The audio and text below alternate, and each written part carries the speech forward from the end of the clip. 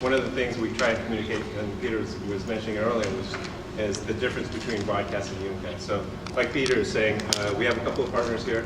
China Mobile, Hong Kong, we have their content for streams. Ericsson's providing their back end, their infrastructure. All of this is running over commercial spectrum, commercial devices, commercial infrastructure. LG, G3, and then also QuickPlay provided the UI for QuickPlay. This, so it's not limited, everyone sees the streaming. It's not limited just to streaming, you can use it for file delivery. I can walk through this a little bit later, it's a little bit more of an involved demo. On these screens over here, we have an HDMI out, so you can see just by changing the channel, you can get a different channel here. I have one in my hand. Yeah, so we're decoding 4 streams at the same time.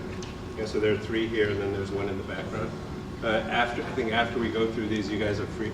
Feel free to come up here and play with devices. I think it's 60% allocation of the available 5 megahertz. Peter mentioned we're using H.264, so if we use HEVC or H.265, we can use a lot less of the bandwidth or a lot more content. So it depends on the carrier, what they want to do, and the quality of service. I think that's all that we have for these demos here. This here, so everyone is familiar with in-venue scenario. So even for here, the Wi-Fi, it doesn't support video very well streaming. So it makes sense to have a broadcast system, an LTE broadcast system there. You would deliver the content as many streams as you want, up to that 60% allocation, to as many users as you want. Also, we have questions about comparing broadcast to Wi-Fi.